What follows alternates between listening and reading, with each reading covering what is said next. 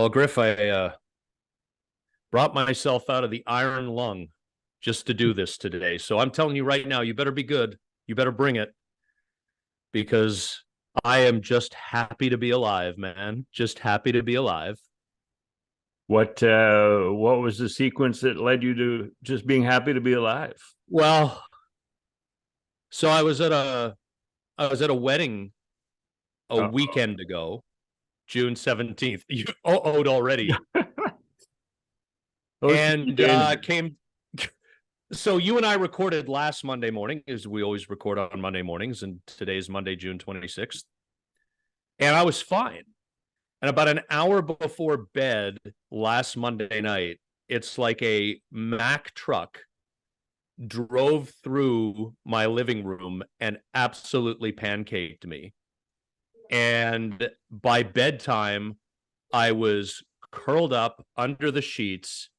It's summertime with the comforter up to my neck, shivering. And so I'm like, oh shit. Here, like, what is this? Right. So I test for COVID on Tuesday. I'm negative, but I feel like I'm dead. Like I am I am cold, I'm hot, I'm cold, I'm hot, and I'm Like the clammy. it's like the Blue Jays lineup. Yeah, well, geez, I'm like one moment I'm Bo and Chappie in April, and the next moment I'm like Santiago Espinal all year. Like, just it's not pretty. And I'm clammy too. And I'm looking in the mirror going, like, you look like you're dead. Anyway, the positive test started on Wednesday, and I'm coming through the vid, man. I managed to avoid it for 3.5 years, and now if I cough during this episode, forgive me. If you make me laugh, so don't be funny. If you make me laugh, Oh I'll man. cough. Yeah, And yeah. and all this coincidentally coming on your birthday. Happy birthday, Scotty. Thank you very much. We Yeah, got I think we got a 44, is that correct? A 44 today? 44. 44. Yeah, I was born in 1979. The Pumpkins wrote a song for me. Um, And I was so just I was out, by the way, Griff, because I really brought my violin and I'm playing it. oh yeah, I've You heard know, it loud and clear. you know that I love to go for a walk up the street and get my coffee. If you're watching on YouTube, I'm holding up my Starbucks venti blonde before we record. And of course, you get a free birthday coffee if you have the app. So I'm wandering and I'm hearing thunder and I'm thinking, well, how bad's this going to be? Because whatever, like I'll get home in 10 or 15 minutes. I get the coffee. I step out of the store to begin heading back home at like a 10-minute walk. Absolute monsoon. So I am drenched, but I am powering through it. I have the vid. I'm drenched by rain, and yet I'm here. I'm excited. I'm not at all bitter. Not at all bitter. And ready to go. And I'll be hacking into the mic. So we'll do our best to edit that out when it's not cutting off, other people's words like Griff. So, But if I hack, please forgive. so the bottom line is you're a true gamer. And just in tribute to your 44th, I went back and looked through the baseball reference for some famous 44s. I know there's none representing my birthday, which was 69, but your list of 44s is tremendous. You got Henry Aaron, Willie McCovey, Julio Rodriguez, Paul Goldschmidt when he was with Arizona, Reggie Jackson. You've got Eric Davis, Yordan Alvarez. You've got Jose Canseco in his 1 year as a Blue Jay. He wore that. Ellie De La Cruz, I think, is wearing it right now. Yes, he is. Yep. Could be the next Yep. great thing. Cito Gaston wore it with the Pirates in his 1 year with the Pirates. And I think because of his relationship with Henry Aaron, it was more than likely a tribute or a move to honor his mentor, Henry Aaron. I'll ask him about that at the ballpark next week.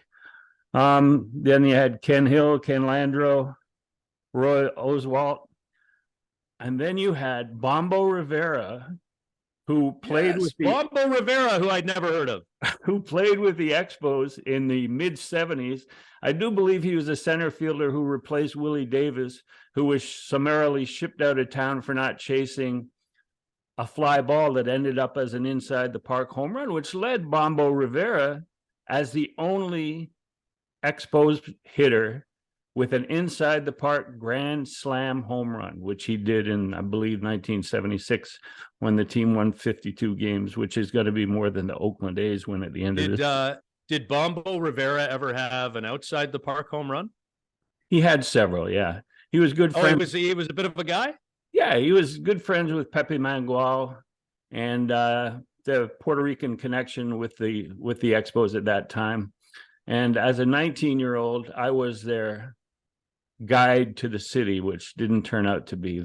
I had to help them get an apartment in downtown Montreal, and like a 19-year-old leading two Puerto Ricans is not, at that time, was not that much appreciated. It took a while to find an apartment. But wait, there wasn't a room above Grumpy's or anything that they could rent for like right. $20 a month.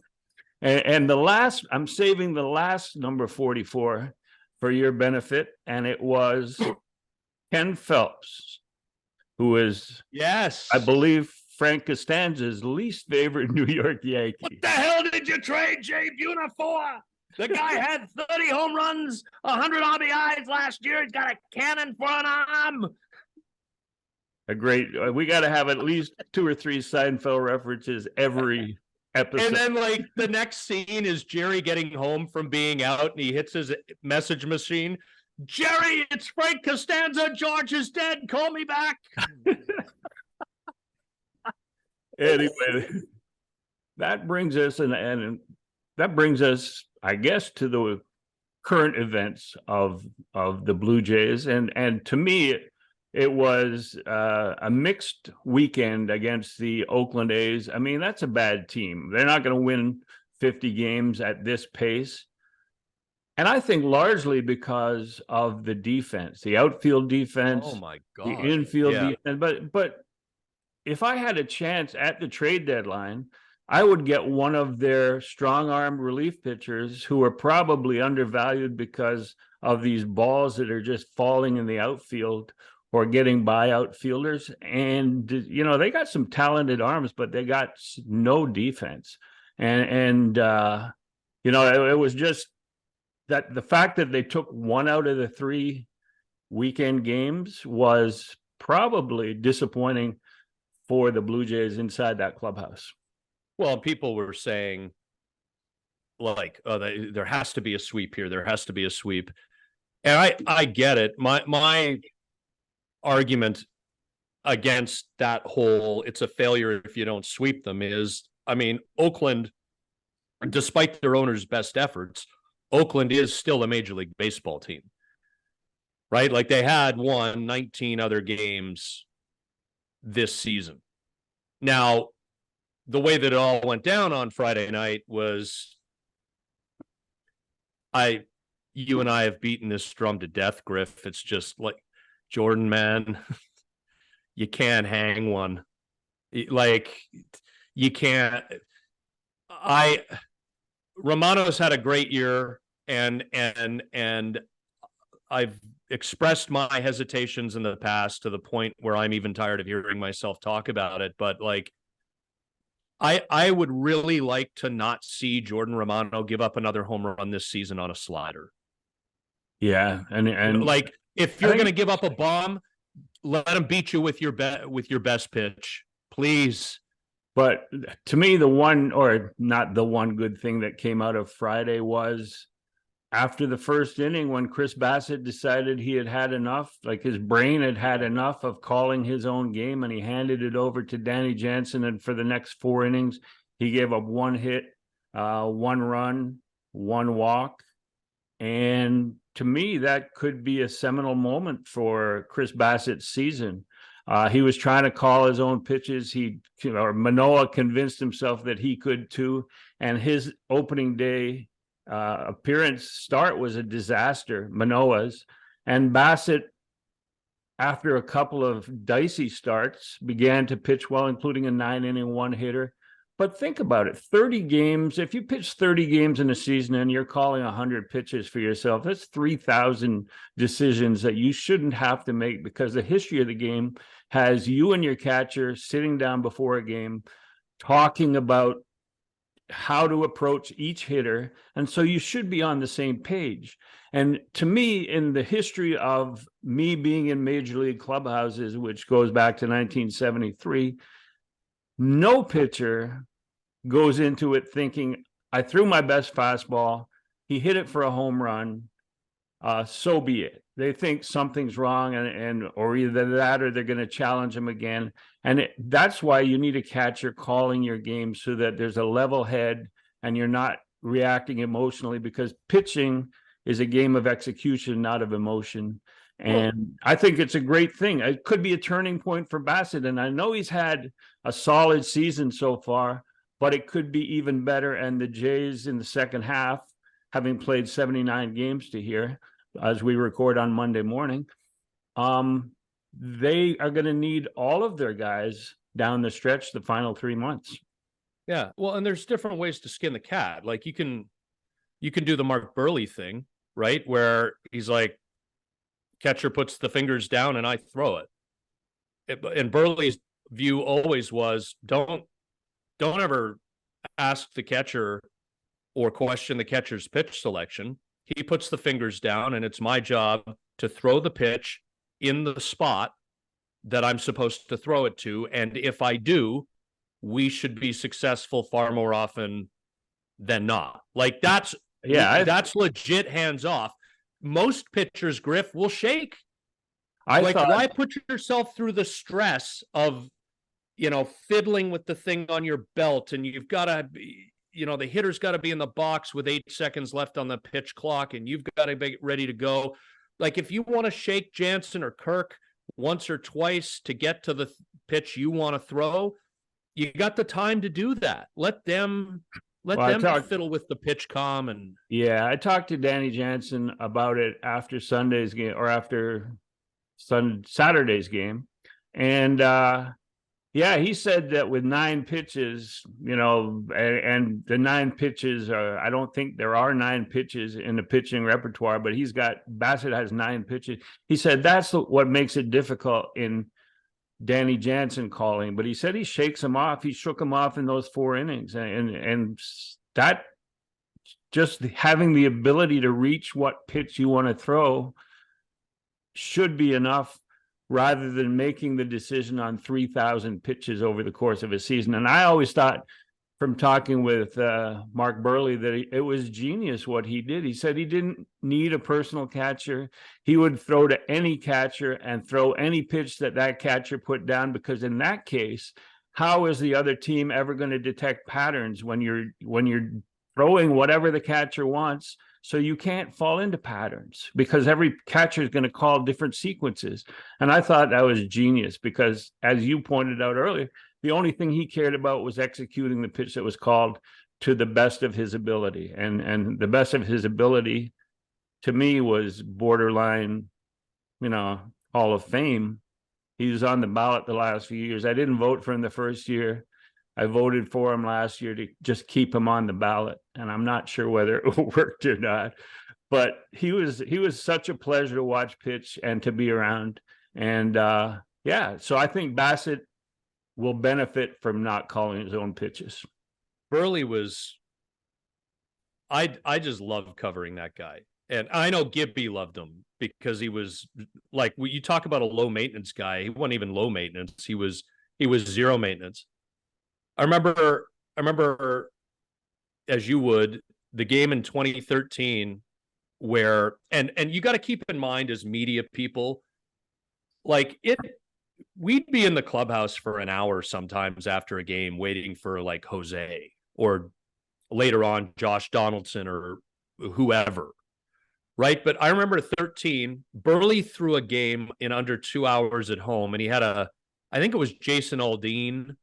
There was a concert at the Budweiser stage after the right. game Yes. or during, and so we got Gibby in the media conference room, and we came in to the clubhouse, and Burley was standing there, and he was like, "Come on, let's go." Like, he knew he had a thing to do with us, and he was willing to do it, but he wanted it to start because he wanted it to end because he wanted to get to the show. And I just thought, like, man, what if he didn't have his shit that night? Or what if he was plodding along? He threw that game in under 2 hours and got his ass to the concert. The Jays won. Like, just so classic. The other one, you know, because you could always walk up to Burley. He used to call me Gregor too. He'd scream down the hall, "Hey, Gregor!" And I'd be like, "No, it's Scott." "Oh, whatever." And so maybe he'd call Gregor Chisholm Scott. I don't know, but I remember walking up to him in Houston. Stroman was a rookie, and Stroman had, of course, started taking to calling Burley Papa Burley, and it's because he bought him his first suit at the Empire State Building, I think. That's right. And so I said, I just asked Burley about Stro, because we'd heard some, like, Stroman wasn't a problem or anything at the time, but we'd heard, you know, he's a kid. And so I walk up to Burley in Houston. I'm like, can I ask you a bit about the whole relationship with Stroman and nurturing him along? And Burley's like, "Yeah, sure." And without picking, he's like, "Yeah, you know, we were in the dugout the other night, and you know, there's Stro eating a bag of potato chips. And I had to walk over to him and sit down and say, look, you know, your position teammates grind every single day. They play the full 9, 162, and we're out there every 5th day, and you just can't be plowing through a bag of potato chips in the dugout on an off day." And it's just like little things like that. But he just talk. And then he'd always be miffed at the fact that the media ever wanted to speak to him, which I think was partly an act. Mm-hmm. But at this, because I don't really think he wanted us coming up to him as often as I said, "Dude, if you don't want me or others coming up to you, you need to be way worse at this." Yeah. Like, you just do. Good point. Good point. You know, like, but a lot of really good Burley stories from back in the day. Which I just want to follow up on playing the weekend against a bad Oakland A's team. I think they're on pace to win in the 40s, and that includes a 7-game win streak. They're now 7-35 in the Eastern time zone since May 12th of last year. So good. Yeah, that's good. And the fact that they came in, and it seems to me fans are a little down because they won. Down on the Blue Jays because they won 1 out of the 3 games on the weekend. But I think there's a misconception that the Blue Jays are unable to beat good teams. This Blue Jay team, you know, they say, well, they take care of teams under 500, but look at them within the AL East. They're 7-17 against good teams, against the 4 other teams in the AL East. Well, I did a study on the weekend of the Blue Jays' record against teams that were currently above 500 at the time that they played them on that day. So it's not teams that are now 500 and you look back and go, okay, they beat them 3 out of 4 or whatever. It's teams that at the time the Blue Jays played them were above 500. I think that's more of an indicator of the quality of the opponent that you're playing. And the Blue Jays, including the 7-17 mark within the AL East, are 29-24 against teams that were above 500 when they played them. So that's 22-7 outside the AL East against good teams, against teams that were playing well.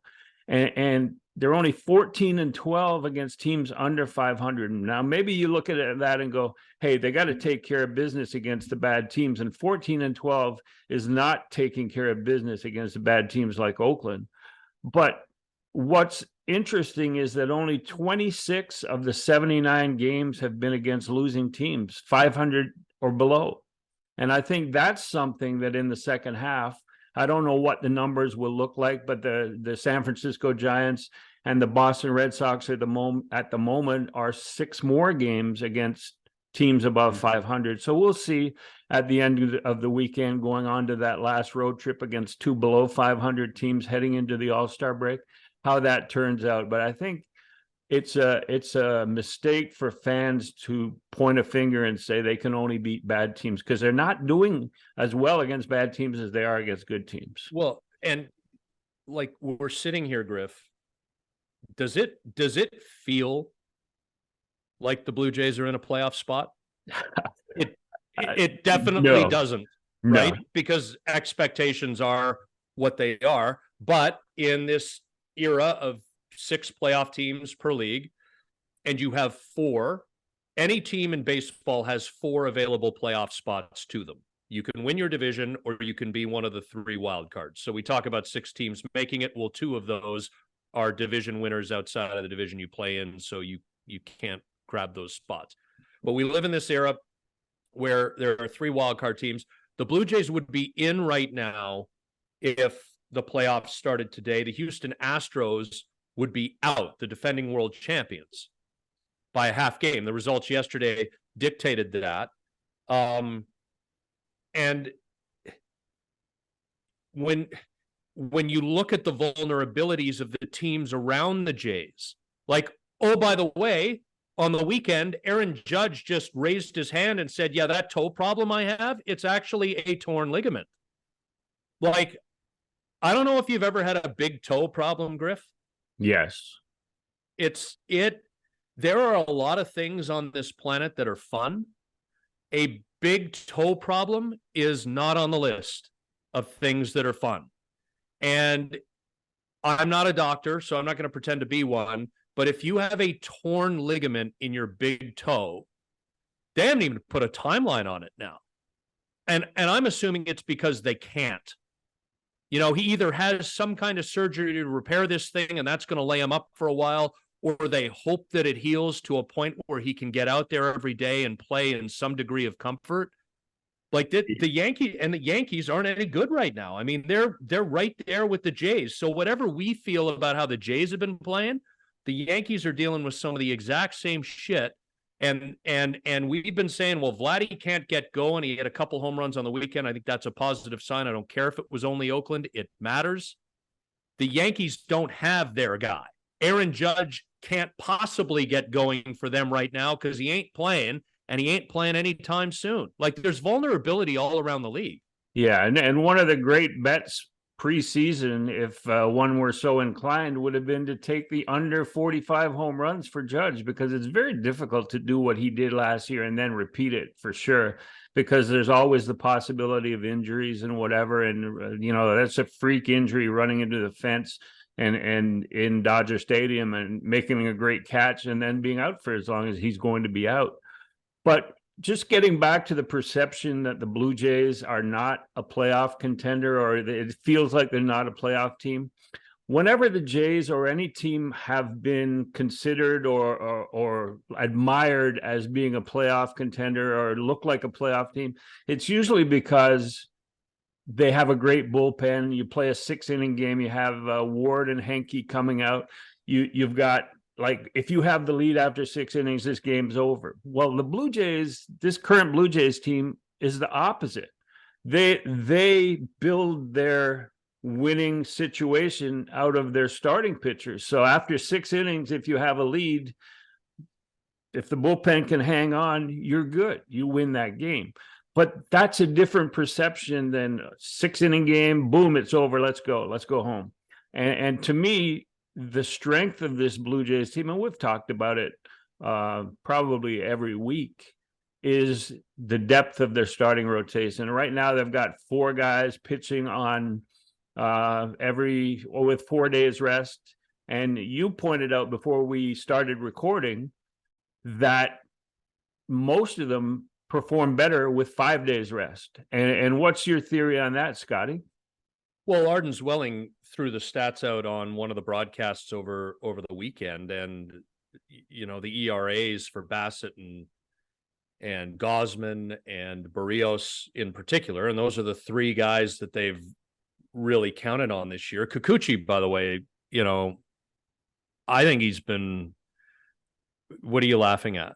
If you're watching on YouTube, Griff is smirking. I know how you feel. I want to. You need to give contact. me. This needs to be a safe space, Griff, for me to say something nice about Yusei Kikuchi every now and then. Okay, pretend we're just. I can't just have you presuming that I'm going to. I can't just have you presume that I'm going to say something awful about Yusei Kikuchi. All right, go ahead. He's pitching well. He's pitching well. Wow. Like he's doing all right when he keeps the ball in the ballpark. People say, it's Oakland. Well, he gave him 7 innings. And, we've seen a little fire under his ass as well. Schneider, I like how John Schneider's handled him because he is like a walking lit match. Like it could blow at any moment, right? He's covered in gasoline, walking around with a lit match and just hoping he holds it out far enough away from himself that he doesn't catch. And Schneider, will lift him after 5 innings, even on nights where it has generally felt like he's in control. And Kikuchi's shown a little emotion in the dugout, and I like that. And I'm thinking to myself, well, you say if you want the manager to give you the 6th, if you want the manager to give you the 7th, you got to earn that trust. And that means you've got to be solid for 5 innings over a period of time and consistent. And sure enough, his last couple of starts, 6 innings and then 7 against Oakland. And that rope is a little longer. That leash is a little longer. So let him roll with it. And if he poops down his leg again, which is inevitable at some point with him, especially with the home runs he allows, you can dial it back. But, he's been fine. He's been an above league average pitcher. Kudos to him. And even in the Sunday start, you could see sort of a different Kikuchi in the 6th and 7th in terms of maybe his endurance for that game was winding down. And I can't argue with John Schneider in terms of the way that he used him for 5 innings, because if you send him back out there for the 6th and he coughs it up and he gives up a couple runs, that confidence that we see, and I credit some of it to the facial hair that he's grown this year, because that always to give you a little more confidence. Look at us, But so the Yankees have no confidence. Now, clearly, I mean, that's the biggest mistake they've made for the last 150 years is no facial hair. We should do an entire episode on that.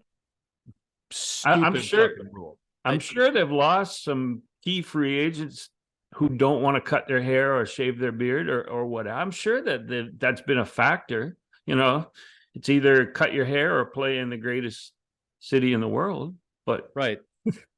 Like what? Honestly, and the New Jersey Devils are the same way. And of course they were owned by the same entity for a while, Yankees Nets way back in the day. But it's just like, really? I'm not committed to the pinstripes. I'm not proving my commitment to the pinstripes unless I shave my beard. Yeah. Okay. I mean, it might have worked in the 50s, 40s, even the 60s, but it's ridiculous in this day and age. But it was a George Steinbrenner thing, and it's been carried on by the rest of the Steinbrenners who have inherited the team. So be it. But back to the rotation. I mean, I take your point that they're built around the rotation. I don't know what that serves come playoff time, because Griff, my hesitation. Now, the counter to this, I'm going to create the argument against myself before we even begin this, but somebody's just going to say, well, look at the Philadelphia Phillies last year. They were a team full of positional designated hitters who went all the way to the World Series, and a couple of front-end starting pitchers, a bunch of good relievers. They got hot at the right time. So you could make the argument, if Bo Bichette and Vladdy are hitting and driving in runs and occasionally going deep in October, anything is possible for the Jays. So they need to be Harper and Schwarber, Bo and yes, Vlad. Yeah, more or less, because I don't look at the bottom half of the Jays order and see where it's going to come from. Look, Danny Jansen's going to hit a home run. He's a guy. What did he have last year? 15 in like 250 plate appearances or at bats. Like, this is a guy's going to hit his fair share of home runs, especially per plate appearance. But there's a lot of rolling over, and there's a lot of lazy fly balls and pop-ups mixed in there. Yeah, you combine that with a healthy Alejandro Kirk, and you look around Major League Baseball, and you know what Danny Jansen is doing at the plate. Are there a lot of teams that match that, or that I'm not better than that? I'm not shitting on Jansen. I'm just going through, like, Varsho to me. So like he was point number one on your going through the lineup. Okay. Yeah, I'm just going through the bottom half of I'm just going through the bottom half of the lineup. Like, I don't like anything that's come out of second base this year unless it's Whit Merrifield playing it. And yet, you know, Schneider's got Merrifield occasionally hitting 2 now. I'm okay with Vladdy moving down to 4, but I'm not sure why Bo isn't hitting 2, because regardless of whether it's righty lefty on the mound, because I want Bo Bichette up in the bottom of the 8th or 9th inning in a key situation before I want Merrifield up. There's that. So I'm trying not to die here, by the way, when I talk. So it's like I'm just going to start coughing. If you're just Well, actually, this isn't a radio show where you join in progress, so you've probably heard me kvetch about my week with COVID. But if you missed the start for any reason, I'm working through the vid, baby. But like mostly anything that's come from second base this year is in question. I don't know what Dalton Varsho is. When they acquired him, I looked at his splits and I'm like, okay, this is a left-handed bat who's got power and some on-base ability against right-handed pitchers, which is the side that you see predominantly. So this is good defender and all of that. I had no expectations for Varsho against left-handed pitchers as a left-handed hitter because there had been no indication in his history, as brief as it's been at the big league level with Arizona, that there's much there. So there's only room for growth. But I'm not entirely sure what Varsho is. Kiermaier has been a revelation. If he regresses in the second half, I'm not crapping on him because he's so far exceeded offensive expectations in the first half. I'm not scared of this lineup if Vladdy's not hitting. Yeah, I'm just not. It seems to me that he is on the verge of breaking out. I've talked to people at the ballpark in terms of, you know, who he's been working with, who's gotten into his head and improved the mental aspect. And Victor Martinez clearly is one of those guys who can reach him. And, you know, granted it was Oakland and, but some of their pitchers are good and Vlad was starting to break out, but I still go back to the column that I wrote early. It might've been opening day on griffsthepitch.com, which you can subscribe to. But it was a lineup suggestion that to me, Springer needs to be followed by Vlad, needs to be followed by Bo, needs to be followed by Chapman. Chapman going free agent needs to put numbers up there, so he'll be focused all season. Vlad, more than Bo, needs protection behind him in terms of somebody who they're not going to nibble on the outside if Vlad is there, and they're not going to throw balls and hope he goes after them when Bo is hitting right after him. And for Bo, it makes no difference because Bo gets the 2 strikes and he can spoil pitches that are out of the zone and then find a pitch that he can drive to right. And so I just thought that sequence in the lineup would have been the best thing and they should have stuck to it. But now you've got Belt going into the 3-hole and Merrifield occasionally going into the 2-hole against left-handers. I just think that they need to come to a conclusion about what's the best lineup and have guys stepping up and being the hitters that we all thought they could be. Yeah. The Merrifield thing in the 2 spot bothers me. Merrifield's a good hitter. but he's not better than Bo. And it bothers me that he hits two or has been lately against lefties, because you're probably facing a 101 mile per hour throwing right-handed reliever in the 7th, 8th, or 9th inning. And I want Bo up before I want Merrifield up in those situations. And, before somebody suggests, well, you can pinch hit for Merrifield. Okay, it depends on who's on the bench that day. If it's like Kevin Biggio, you don't want Kevin Biggio up there against a guy who throws 101 above the belt. You can't catch it. And So, the other thing with regard to the same objection is that in the 7th inning, if it's a key run, you're going to pinch run for Brandon Belt batting third. And now that pinch runner is the third place hitter between Bo and Vlad. And that makes no sense, because now you're in the 9th inning if that spot comes up again. And clearly the game will probably be on the line with the second number 3 hitter, not Belt and not Vlad. And it doesn't make as much sense as it should. you're not a robot ump guy, right? Oh God, no. Okay, so you're not a can we if I give on the robot ump thing just a little bit, Griff, we got to play politics circa 1965 here in 2023. I got to meet you in the middle. You got to meet me in the middle. All right, I'll try. We can't be I'll try. in these. I need you to join me back in reality, so that we can meet in the middle. Do you see baseball at any point very, very soon? And my God, it would be lovely if it's next year, instituting the ability for teams to challenge balls and strikes, like, let's say 3 times a game each. And if you get it right on all 3, you get a 4th. I see that happening. I'm not a big fan of it, but yeah, it's like is it like the tennis challenge when you see the ball hitting just out? Yeah. It's that sort of challenge. I think it is, where they're going to show it on. Well, it would almost be like K-Box. Yeah.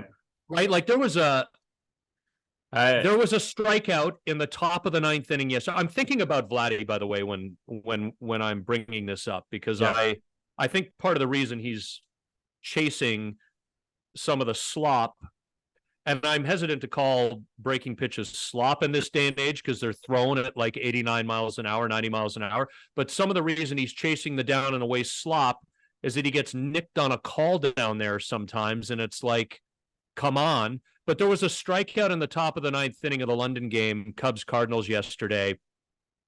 The 3-1 pitch was a borderline pitch at the bottom of the zone. And then the 3-2 pitch was up above the K-box. And the Cub got rung up. I can't remember, right-handed hitter, can't remember who it was, but the Cubs were down 3, had the leadoff runner on. It would have been first and second, nobody out, with, I think, Bellinger coming up as the tying run against Jordan Hicks, if that pitch had been called properly. And I'm thinking, if a team has a challenge there, that really could change the complexion of an inning and therefore a game. And so for Vladdy, who's got a pretty keen eye, but seems to have lost a little of that discipline, I'm thinking the ability to challenge would be beneficial to a guy like him. It might be in theory, but Major League Baseball will tell you that the strike box, the lines, which is better than the heavy orientation they did in the last couple of years, but just having the unobtrusive strike box on the screen, that's not really the strike zone according to Major League Baseball, especially the Major League Baseball Umpires Union. And so you would then be in a situation where you would be changing the strike box for every hitter. Like Vlad's wouldn't be the same as Dalton Varsho's, so you'd be changing it there. I And like, if you look at the strike box, sometimes if you pay attention to where it is on the screen, it's at the belt buckle. And to me, a pitch above the belt buckle should be a strike. And when it's outside, like Pavlovian dogs, we all go, oh, that was high. That shouldn't have been a strike. Well, maybe it should have been a strike. Maybe the box is messed up. And so there's a lot of work that would have to be done. And then it's a one-dimensional. Is the strike box at the front of the plate? And if a sweeper or one of those sliders that they now call Swinkers. Yeah, whatever. If that cuts the front of the box and the catcher catches it 6 inches outside, is that not a strike? Do we not amuse you? but if I cut, do I not bleed? Right. But that's the problem, is that I don't know how much that would solve. I mean, we see you're talking about human umpires and 3 challenges, right? I am always, and you know this, Griff, and I wish I'd had an opportunity to eject you back in the day. Why didn't you scream at me? I have a guy at AA that's ejected me. And I want him to make the majors and eject John Schneider so that we could have something in common, you know? Yeah. Like back in the 90s, I umpired rep ball in Oakville and select ball. And you were the head coach of the select team, and your older son, Matt, played on the team that I would occasionally umpire. I remember you. You don't remember me. Oh.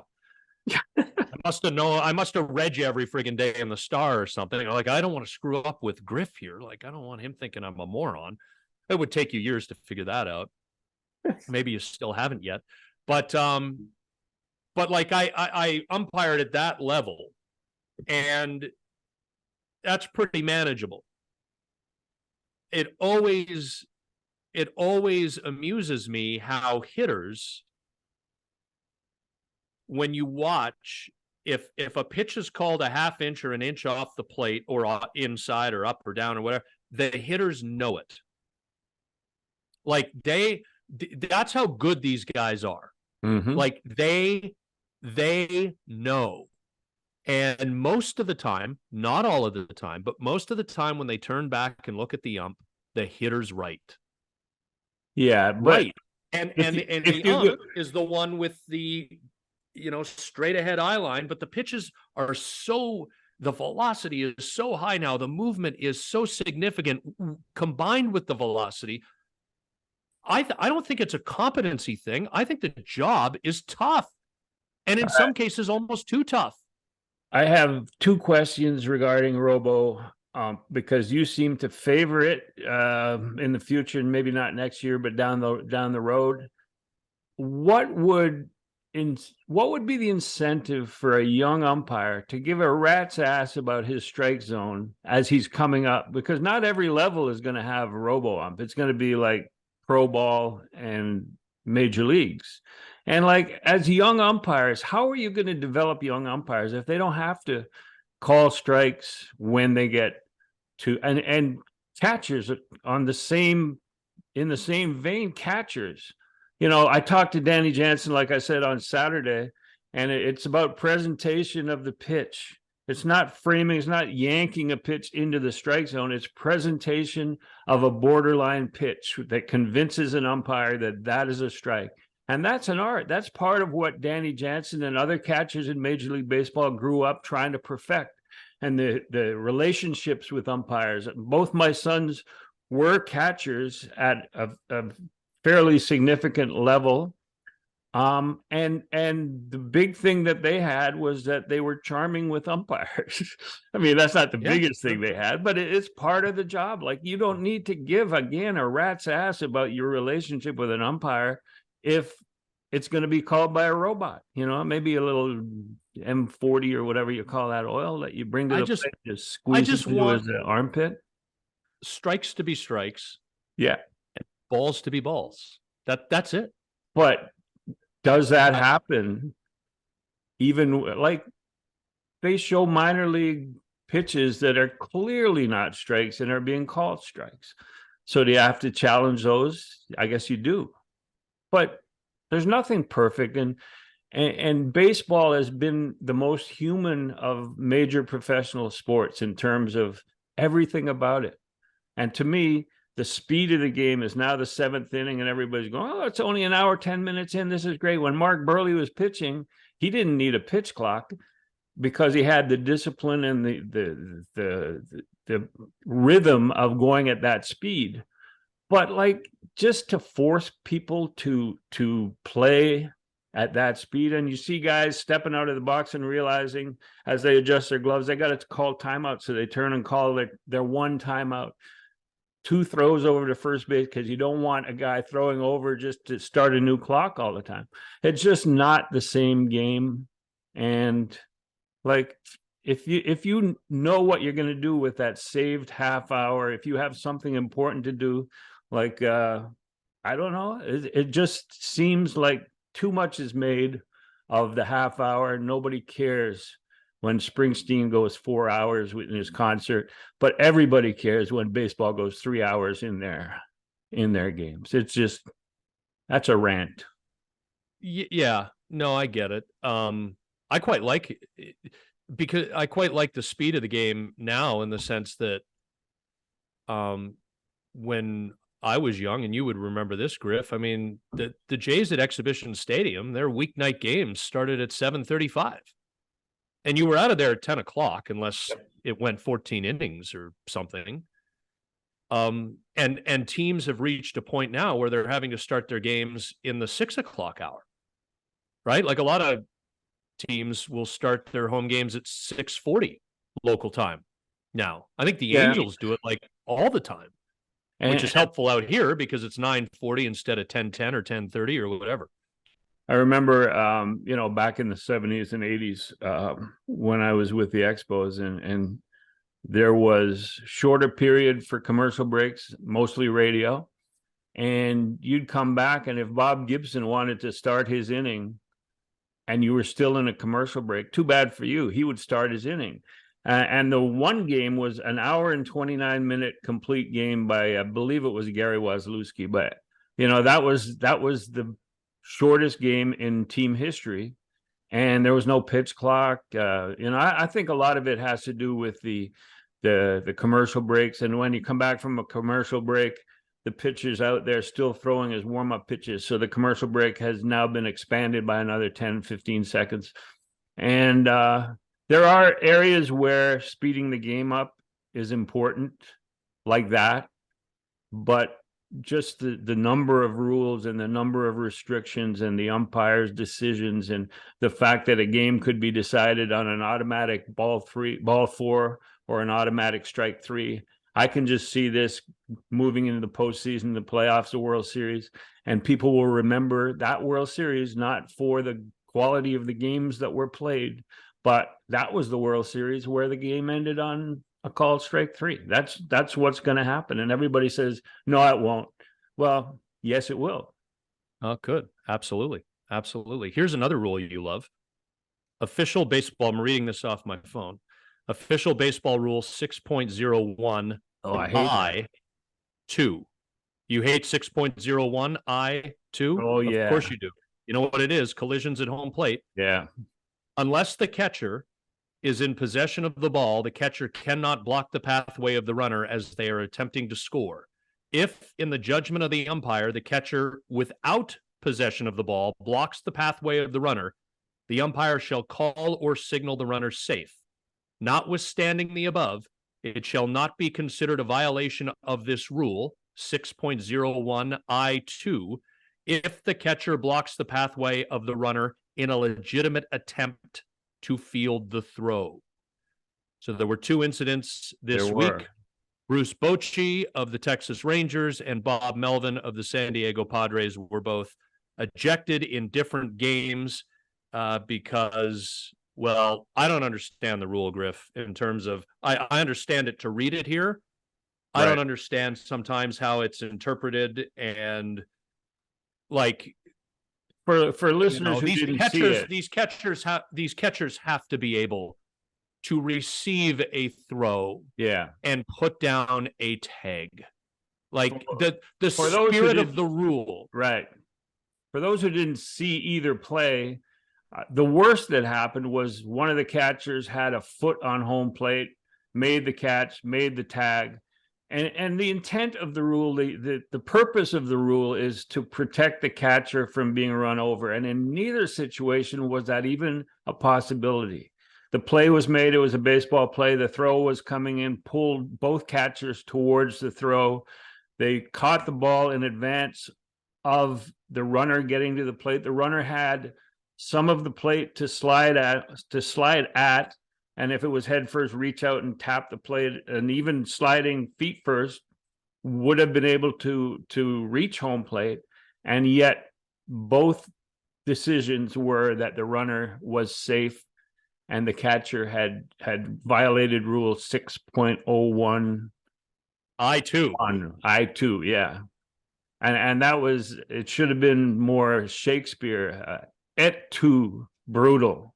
Wait until one of these calls determines a deciding World Series game.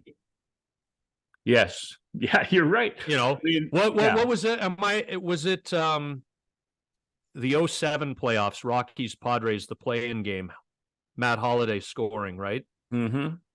That was before the Posey rule, obviously, but right.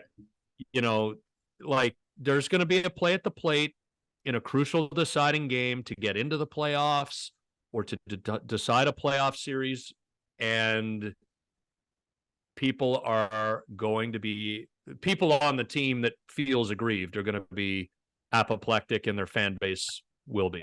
All these new rules are meant to protect the players, and I just was in the press box discussing a play the other day on the weekend where I forget who it was at second base, and a guy came in on a slide, and middle infielders now no longer feel the need to get out of the way. They make the catch, and he got spiked because he didn't get out of the way like he would have if there had been no rule protecting him.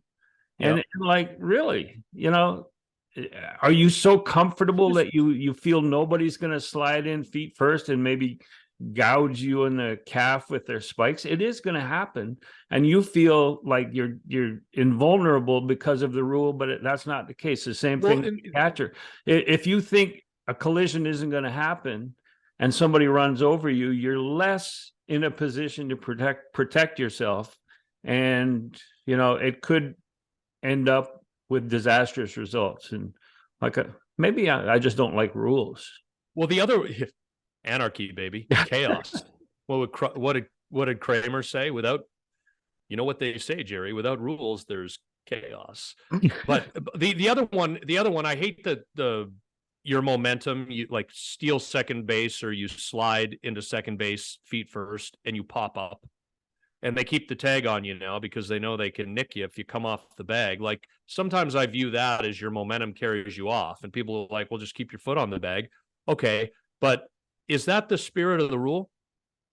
Yeah. And like if you also beat the throw, I mean, everybody who goes in with a hard feet first slide pops up and is momentarily off the base, which now you're encouraging people to slide head first so they can grab the base.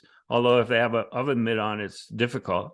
But if you go in head first, you can grab the base, make sure that you don't lose contact with it. And that puts you in a more vulnerable position as a runner to be injured. So like, what good is that rule where if you pop up off the base by a half inch and the tag is still on your leg, then you're out? That makes no sense. You can slide head first like Chris Bryant did into third base in a game in 2017. And I mean, he has recovered from that particular shoulder injury, but he has never been the same player since. Yeah.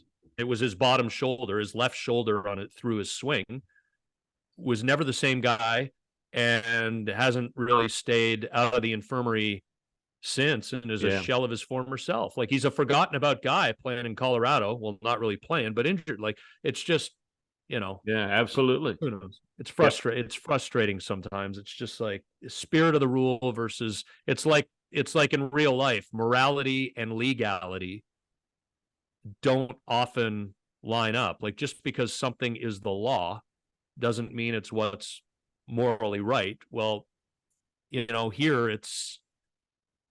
the rule had an intention, as you say, appropriately, to protect players. And now it's gone so far the other way that it's creating stupidity. And if you have rules that are causing frustration to the point that people are just openly mocking them, going, well, it was interpreted one way in this game, and then a week later there was another game and it was interpreted a different way. Like, how are these two different, but one was safe and one was out? Like, that's where people get.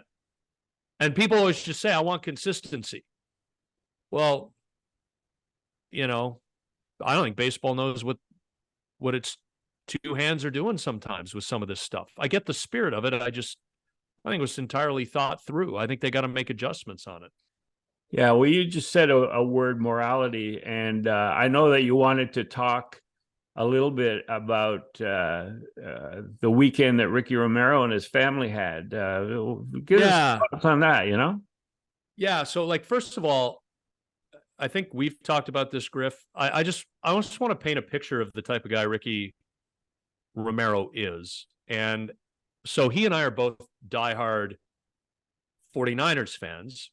And he is, I think, although I've never actually watched a game with him, I think he's about as insane as me, which is pretty high when the Niners are good and playing. Like, I'm like Jim Harbaugh turned up. Like, I'm pacing, I am keeled over, I am having discussions with the TV, whatever. So he and I will text every Sunday in the autumn when the Niners are playing for 3 hours, and we'll just sort of like emotionally support each other through these games. But, Ricky, I never really covered Ricky because 2012 was the year where he had all the knee challenges physically, and he fell out of his delivery, and things went sideways for him. And my first year covering the team was 2013. And that was the year where he was struggling in spring training, and then very late in the spring, he didn't make the team. And Jay Happ was announced as the fifth starter, and Brett Cecil, who went on to be a very good reliever for the Blue Jays for a few years, Brett Cecil, who was life and death to make the team all spring, made it as a reliever, and then went on to have three or four very good years for the Blue Jays. That's a digression. So I didn't really get to know Ricky. I talked to him a couple of times that spring. I scrummed him the day that he was cut, for lack of a better way to put it. He came up a couple of times for a couple of starts in late April, early May of 2013, because Josh Johnson and Brandon Morrow were both hurt. And those starts didn't go well, unfortunately. And he was up at the very end of the lost Blue Jays season and made an appearance or two and was never heard from in the majors again. But he wasn't really around. Fast forward to the 2014 spring training, and we're in that little grassy area of the Matic complex where the media can go, but the public couldn't. I don't know what it looks like now. I haven't been down and seen the new layout and design and all that, but all the diamonds surround it. And at one end are you can stand behind the catchers. There's a fence separating you, but you can stand, a chain link fence. You can stand behind the catchers and watch the bullpens. And so I'm doing that one day in 2014 spring training. And the next thing I hear is Scotty Mac, Scotty Mac. I'm hearing my name like from somewhere. So I'm looking around, and I don't locate the person right away. I might have even said to like Greg or Chisholm, is someone calling my name? Like, what's going on here? Anyway, I finally find the source. It's Ricky Romero. So I go over, because clearly he like wants to say hi or talk to me or whatever. He gives me a bear hug like we're long lost friends. Like, this is a guy I hadn't really covered. And so we talked, and maybe the 49ers came up because it was still Harbaugh and the team was decent at the time, very good at the time, been to NFC championship games. That was probably our connection. But I just always remember that this is a guy who was going through hell professionally, who didn't know me really from Adam. And he called me over, and so we've just become pals. And anyway, he's in town because his wife, Kara Lang, the great Canadian soccer player, she's from Oakville. Her family's still in the area. They've got a place in Mississauga now, so that when they come up with the kids and see her side of the family, and he can do some stuff with the Jays, they've got a place to call their own. And so he texted me last week. He's like, Kara and I and the kids are going to march in the Pride Parade. And I was like, man, thanks a lot. Like that means a lot, you know? And so he sent me some photos from yesterday, and his 5-year-old boy, Diego, if you go on Twitter on Ricky's account, you'll see it. Diego has a t-shirt that says, "Make tacos, not walls." I was like, Ricky, that is the greatest t-shirt I've ever seen. But little Sebastian, his 7-year-old, is waving a flag, and Ricky and Kara have made a decision that it's important to be allies and to be seen as allies, and to teach their kids that you know, whoever you love is who you love. And so I just wanted to shout Ricky out, while acknowledging my bias that I consider him a personal friend now. He's one of those ex-athletes who's not caught up in the whole deal. He's just a good-natured, good dude. Kara is the same way, salt of the earth. And so they stood up for the LGBTQ plus community. They were involved in the Pride Parade in Toronto yesterday as we sit here on Monday morning, June 26th. And I just thought it was really cool. So I wanted to acknowledge it.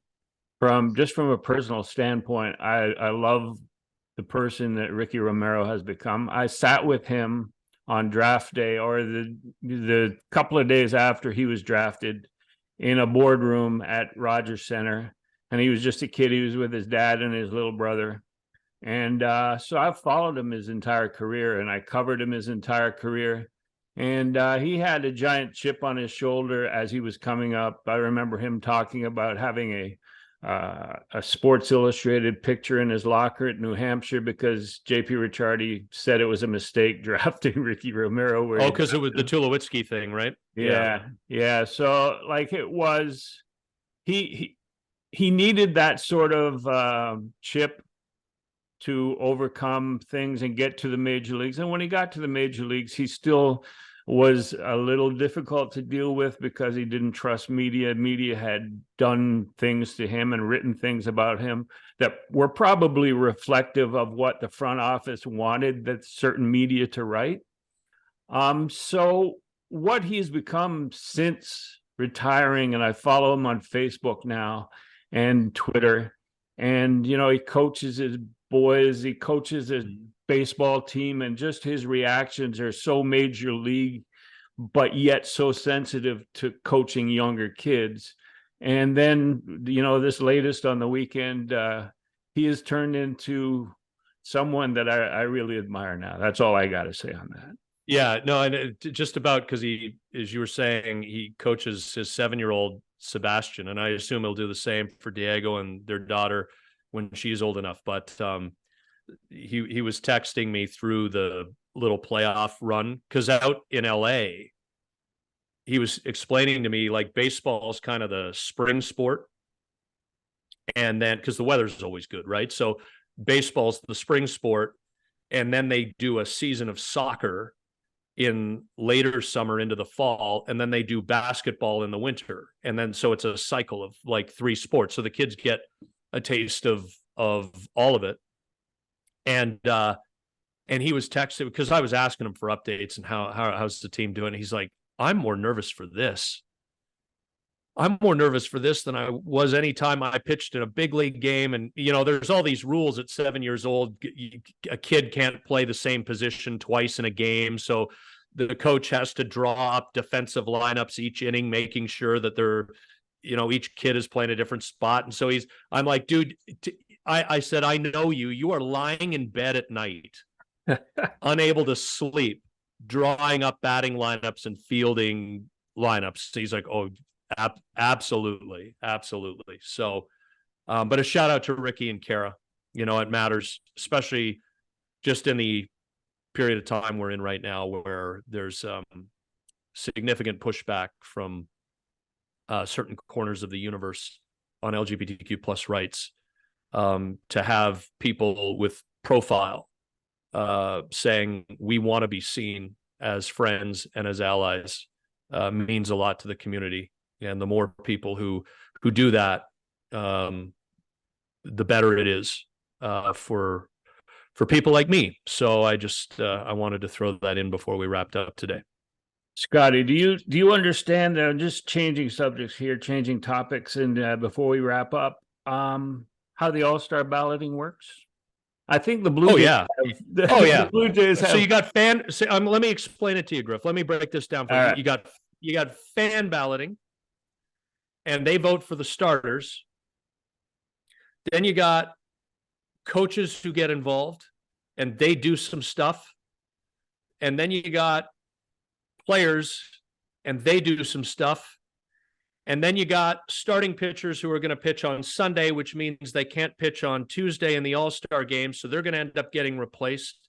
Then you're going to have a couple of people who come up a little lame saying, I got a wonky this or a wonky that, so I'm going to go to the game, but I'm not going to play, so that roster spot is going to have to be filled. And on it's going to go until like Tony Kemp and his 56 OPS plus is starting second base for the American League. I shouldn't crap on Tony Kemp, by the way, because he seems like the nicest guy in baseball. But yeah, I Griff, honestly, I got a better shot at finding and figuring out the nuclear codes than I do understanding how this whole voting process works. Well, I have a what I think is a nice little anecdote about ballot box stuffing, and people are accusing the Blue Jays and the Blue Jays fans because, as we know, this is a nation of online brilliance, and so when there's a chance to vote for something, Canadians go online and they vote. Like Jose Bautista won the most votes in an All-Star game. Josh Donaldson won the most votes in an All-Star game. Steve Delabar was named the extra guy because of Canadian online voting. So yeah, it's ballot stuffing at the All-Star game is a tradition, and it goes back. In 1982, when the All-Star game was played in Montreal, it was the first time the All-Star game would be played outside of the continental United States. And the Expos had just gone to the league championship series in 81 and lost to the Dodgers on Blue Monday.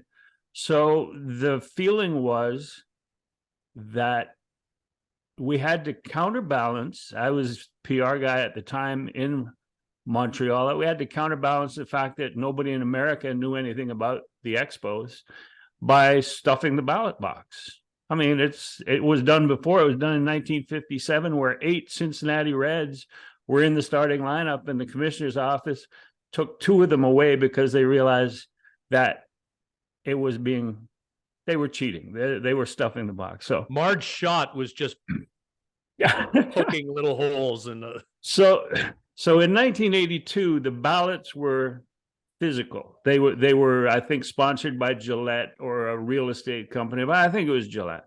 And so you entered the ballpark, you got a ballot. And it was the extent of your home games before they closed the balloting. And so, it was a disadvantage, again, I think, for teams that didn't have as many home games during that period. And the Expos were one of them. And so in order to ensure that the Expos were well represented in the starting lineup, we had an executive, an older fellow named Roger Savard.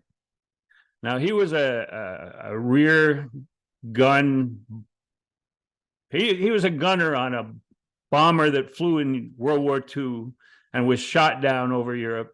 He spent time in a POW camp, so he didn't really. So he's seen shit. Yeah, he's seen it, and he taught me some of my sarcastic wit. I followed him around. He was a mentor. We got Andre Thornton from the Indians, I think, and he was Andre Thunder Thornton, and Roger Savard turned to me one time after he struck out and said, I have more thunder in my farts than Andre Thornton has in his bat. And I went, oh, that's pretty sarcastic for a guy who's on your team. Anyway, Roger was in charge of the ballot box stuffing. And what we did was take thousands of those ballots, those Gillette ballots, and use an industrial hole punch to punch a hole right through Gary Carter and right through Al Oliver and right through Tim Raines and right through Andre Dawson to make sure that we were well represented. And in order not to give it away that we were using industrial hole punches, Roger put all of the ballots that had been punched. I don't know who did it. It wasn't in the office. They hired somebody. Maybe it was random fans to do this, and put them in mail bags, put them in a cube van. It was sort of like Seinfeld taking the empties to Minnesota or wherever he was doing. So all of these ballots were in mail bags in the back of a cube van. And within 3 hours of the closing of the ballots, closing of the voting process in Secaucus, New Jersey, this cube van showed up down I-87 from Montreal and unloaded like 30,000, 40,000 ballots, voting only for Montreal Expos. The guy from the commissioner's office held up 1,000 ballots, and you could see the Statue of Liberty through the Gary Carter hole.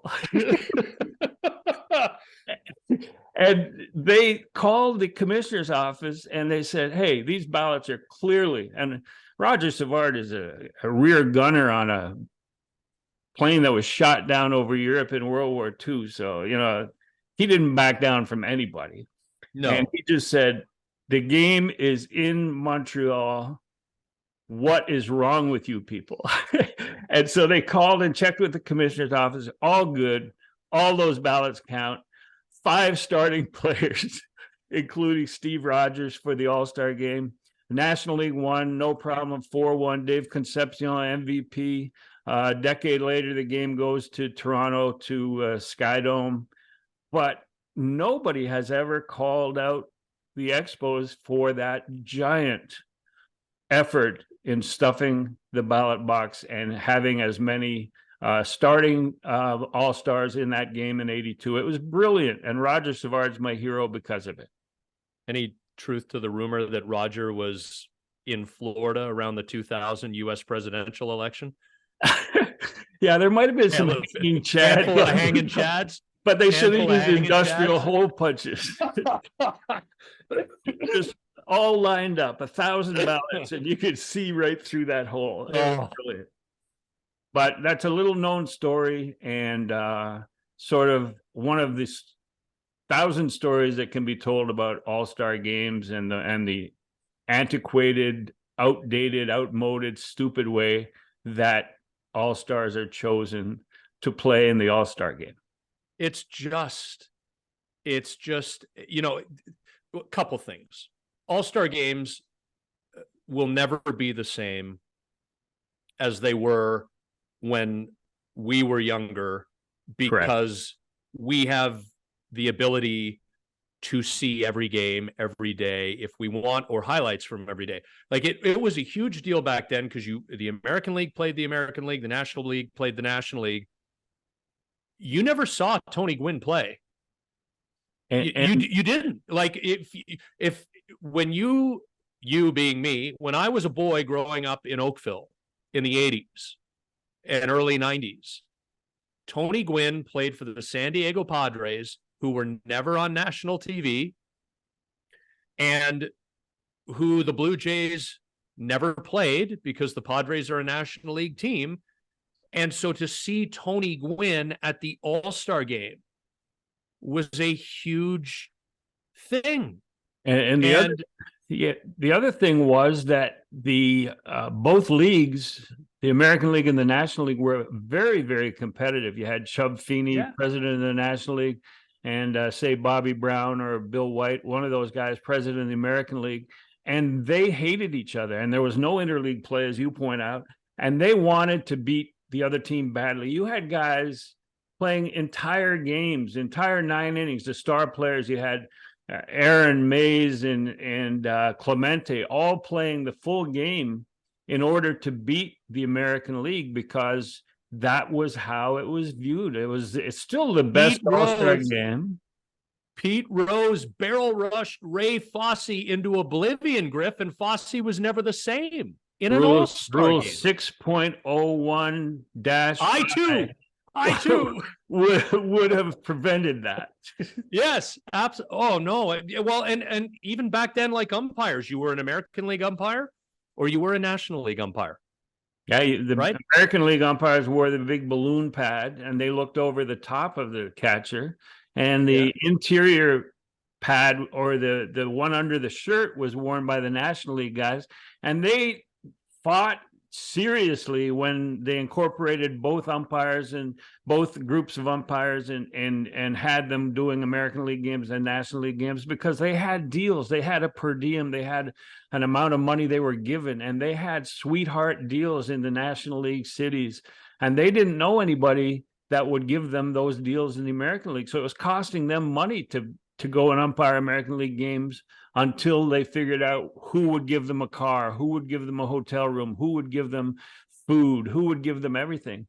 And like, it was a huge difference, American National League, and it doesn't exist anymore. And baseball is worse for it.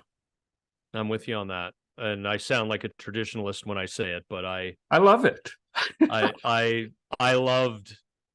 just thought it was so cool. And you know, like, as a little boy, the idea of Dave Stieb swinging a bat. Yeah. It was either, and it wasn't going to happen in an All-Star game in a National League park, because if the American League was hosting the All-Star game, because they alternated, it used to be American League Stadium, National League, back and forth. You'd have the DH in the American League year, the pitcher hits in the National League year, and he probably would have been pinch hit for, but it was either going to happen in an All-Star game or happen in a World Series in a road start. Right. And so just like a lot of those nuances that are gone now, I remember all of those things fondly. We're up against it, Griff. And you didn't cough once. Well, I did, but I hit mute a few times. Oh, okay.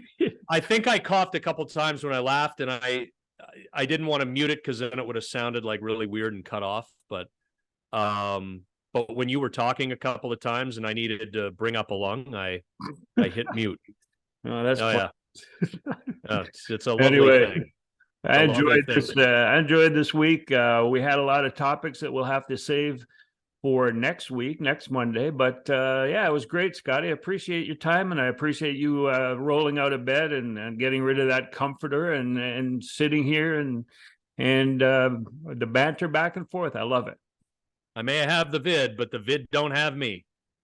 I'm still here. We'll talk to you next week on Exit Philosophy.